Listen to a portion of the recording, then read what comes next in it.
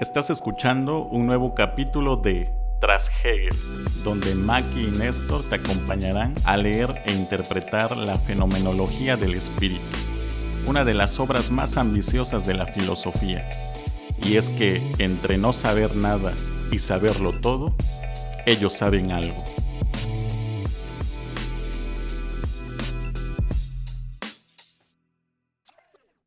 Hola, bienvenidos a un nuevo capítulo de Tras Hegel, el primer podcast de filosofía en español donde leemos e interpretamos la fenomenología del espíritu de principio a fin. Yo soy Maki. Y yo soy Néstor. ¿Y qué vimos en el capítulo anterior? En el capítulo anterior empezábamos a hablar del tema del lenguaje y cómo este lenguaje representaba la realidad de las relaciones sociales. En este capítulo vamos a continuar ahora en el inciso alfa, el halago.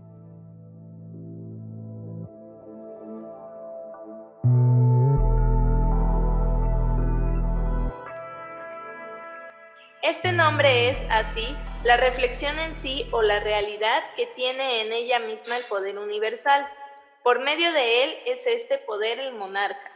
Y a la inversa, él, este singular, se sabe este singular como el poder universal, porque los nobles no solo están dispuestos a servir al poder del Estado, sino que se agrupan en torno al trono como un ornato y dicen siempre a quien se siente en él lo que es. ¡Oh, qué bueno!, ¿no? Sí, qué fuerte. Pero ahí Hegel ya es muy claro, ¿no? Me parece que todo lo que estaba entredicho en lo que dijimos el capítulo anterior, Hegel lo desmenuza tal cual como fue, como pasó y como quizás siga pasando en esta figura del monarca con la conciencia noble, los nobles, ¿no? La corte, pudiéramos decir. Se retoma también el amo y el esclavo, ¿no? Porque cuando veíamos ese apartado, decíamos que el amo no puede ser amo sin el esclavo, sobre el cual ejercer poder, y en este caso Hegel está diciendo que el monarca se erige como monarca y es el monarca y tiene poder como el monarca porque sus siervos le recuerdan lo que es y le dan ese nombre. Exactamente, ¿no? En el nombre está la cosa. En el nombre está la cosa, y tan es así que monarca significa el único que gobierna, ¿no? Es la autoridad total y absoluta, pero que, como bien dices, esto tiene justificación toda vez que se recrea su otro extremo, que es la nobleza, y la nobleza, como conciencia servil, le da todo el reconocimiento y constantemente le recuerda quién es, por medio del halago, por medio del silencio servil. Todo le da sentido y le da autoridad a esa persona que es el que es totalmente distinto a los demás, cuya esencia no se puede compartir. Me parece que Hegel allí es perfectamente claro y tan transparente que es difícil agregar algo más sin perder lo que está diciendo el propio Hegel. Cuando estuve en cuestiones municipales, cuando llegó el alcalde de visita donde estábamos, una muchacha que trabajaba en intendencia se tomó el atrevimiento, según los demás jefes, de darle información al alcalde cuando le dieron el tour del lugar en el que estábamos. Y la encargada enojadísima porque es que tú tienes que conocer tu lugar, tú eres de intendencia y tú no vas a estar hablándole al alcalde y así. Pero ¿por qué esa gente es así? ¿De verdad? Porque nosotros así los hemos hecho, ¿no? Exactamente, eso, nosotros así, y sucede, me parece, con toda autoridad, como que ya por el hecho de ser autoridad, llámese el dueño de la empresa, tú tienes supuestamente que amoldarte a ellos, ¿no? Y no hay esta capacidad de decir, bueno, pues a final de cuentas todos somos seres humanos, ¿no? Exacto.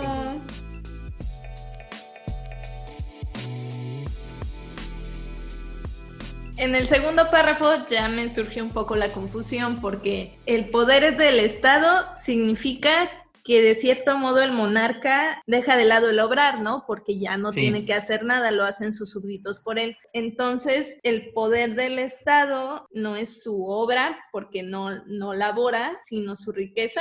Como el Estado se vuelve tan fuerte en la medida en que todo mundo le sirve, en la medida en que no tiene iguales, sino todos siervos, No sé hasta qué punto se asumiría que la riqueza es de este monarca nada más. Sí, como que cobra conciencia de sí, pero a costa del sacrificio de los demás. Entonces ya no hablamos, por decirlo, de la riqueza de los ciudadanos españoles, sino del rey de España. Es como lo de los modos de producción, ¿no? Porque dice, Sí, así pues, el peculiar sí mismo que es su voluntad, o sea, del sí. Estado, deviene para sí, gracias a la ofrenda de la conciencia noble, en una universalidad que se enajena, en una completa singularidad y contingencia que abandona a toda voluntad más poderosa. El Estado es el Estado nuevamente por sus súbditos, pero resulta que la riqueza del Estado y del monarca no devienen de su labor, sino de la labor del otro. Eso efectivamente, que esa riqueza constituida para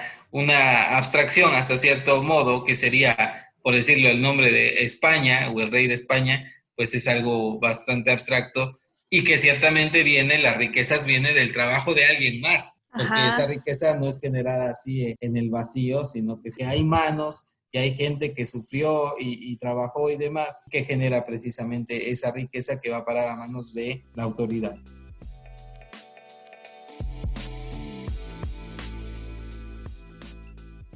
La conciencia noble pensaba que al tratar con el monarca, bueno, aquí no entiendo muy bien si cuando habla de conciencia noble se refiere a nobleza de carácter o a nobleza de realeza. Nobleza de realeza, me parece, pero también que está relacionado, ¿no? Porque el noble es aquel que es siempre siervo, y en la medida en que es siervo siempre está primero el otro y después es yo. Por decirlo, una frase de nobleza que es en los dos sentidos, es el clásico, pasa usted primero, ¿no? Las frases que en el lenguaje mismo lo dices, las frases de cortesía.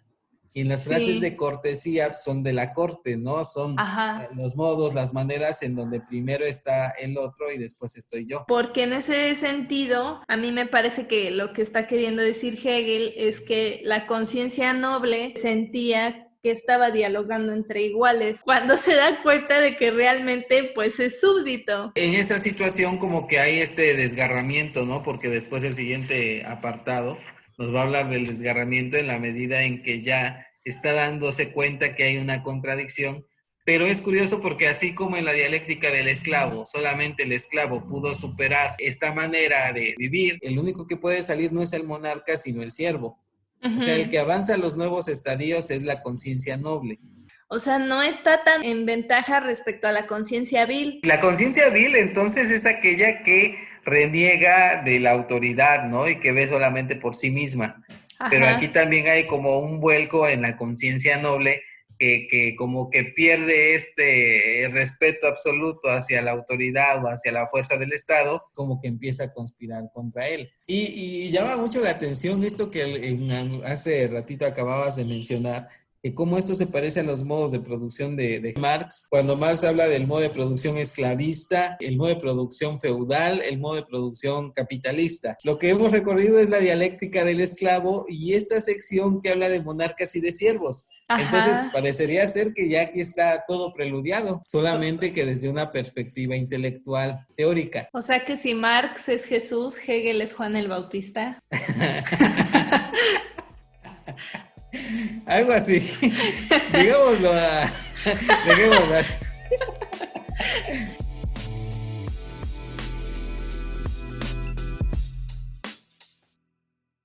Mi riqueza sí son mis empleados, pero en cuanto que quieren seguir trabajando para mí, no tanto en que producen bienes y o servicios de los que yo obtengo una ganancia. Qué curioso es pensarlo así porque en los ámbitos empresariales generalmente se tiene esta idea de codependencia tan inherente, pero al mismo tiempo como que se va al extremo generalmente del empresario de decir, pues si quieren hagan esto y si no, pues yo puedo correrlos a todos y contratar a otras personas que van a hacer lo mismo que ustedes. Pero si lo ves de otra manera, dices, pues en realidad yo soy el que está haciendo todo el trabajo, ¿no? Exacto. O sea, también así nosotros pudiéramos quitar a esa persona y nosotros trabajar y la empresa seguiría tal cual, ¿no?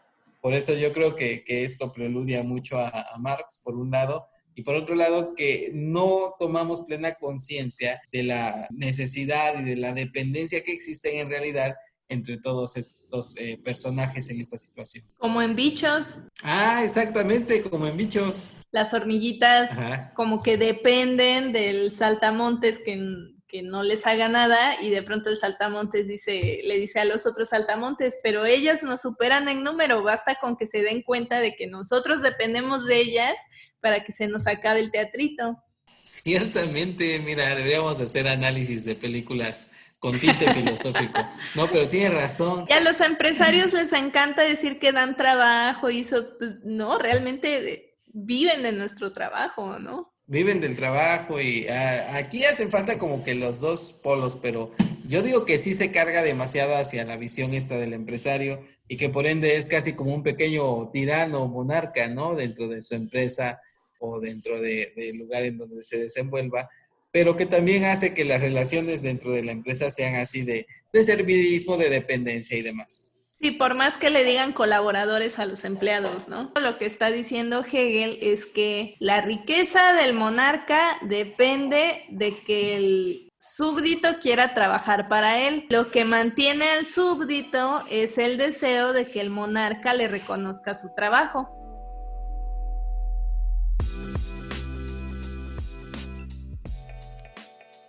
Por cuanto que el puro yo mismo se intuye a sí mismo fuera de sí y desgarrado, en este desgarramiento se ha desintegrado y se ha ido a pique todo lo que tiene continuidad y universalidad, lo que se llama ley, bueno y justo. Se ha disuelto todo lo igual, pues lo que se halla presente es la más pura desigualdad, la absoluta inesencialidad de lo absolutamente esencial, el ser fuera de sí del ser para sí.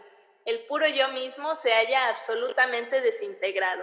¡Ay, qué triste! Sí, qué triste, pero que es cierto, ¿no? Porque entonces, al no sentirme identificado como siervo, entonces ya dentro de mí hay un potencial traidor, ¿no? Pudiéramos decirlo así, pero pues es natural porque la situación es tremendamente desigual. Por fuera, tú estás dependiendo de algo que es totalmente contingente, porque igual el monarca ese día amanece de malas y manda que te corten la cabeza, pero para ti como súbdito, tú ves en el monarca lo más puro y lo más bueno, pero al mismo tiempo te das cuenta de que no existe realmente ni la ley, ni lo bueno, ni lo justo, ni lo bello y lo verdadero, sino que todo depende de lo que quiere el monarca. Claro, y es interesante porque al malear la relación así tal cual de un monarca que es esencialmente distinto a todos los demás, en realidad el monarca no puede tener amigos, lo que tiene son siervos precisamente. Ajá. Y estos siervos son posibles o potenciales traidores porque no están en una relación de igual a igual y nunca lo van a estar. Entonces en ese aspecto como que la misma semilla de la traición se encuentra allí siempre presente.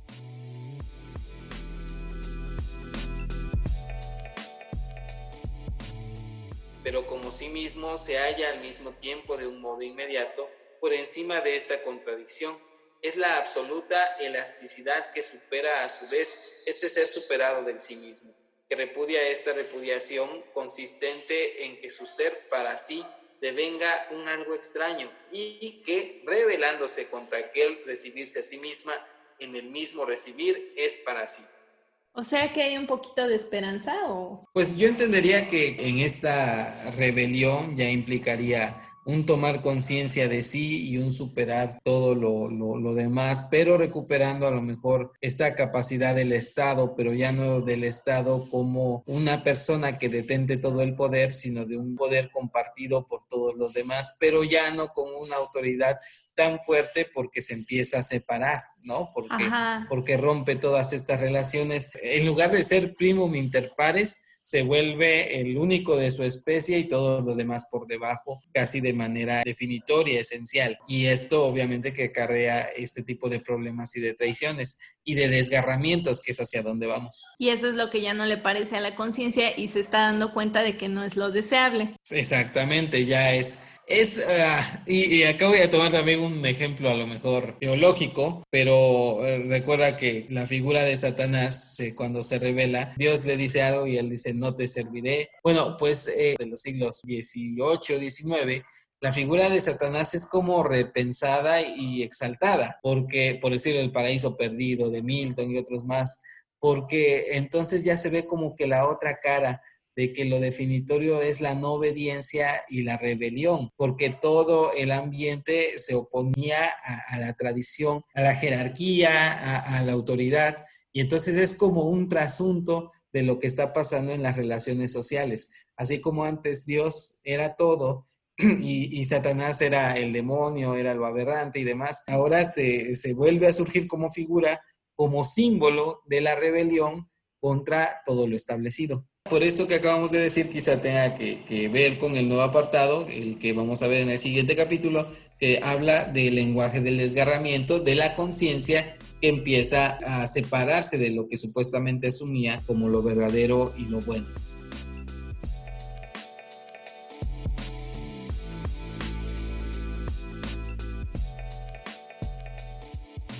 Vamos a dejarle hasta ahí por esta semana. ¿Qué nos tiene que quedar claro? Nos tiene que quedar claro cómo a partir del lenguaje y de esta noción misma del halago se representa la conciencia noble y cómo empieza a ver sus contradicciones y al mismo tiempo logra salir de este servilismo y empieza a pensar de una manera distinta. Nos escuchamos en el siguiente capítulo donde continuaremos nuestra lectura con el apartado beta, el lenguaje del desgarramiento. Recuerden que pueden encontrar todos los capítulos pasados, presentes y futuros en nuestra web que es trashegel.com. También estamos en Stitcher, Spotify, YouTube, iTunes, donde sea que escuchen podcast, ahí estamos. Y también estamos en Facebook, Twitter e Instagram como @trashegel. Encuéntrennos, coméntenos y compártannos para llegar a más personas. Yo soy Maki. Y yo soy Néstor. Hasta entonces. Nos vemos.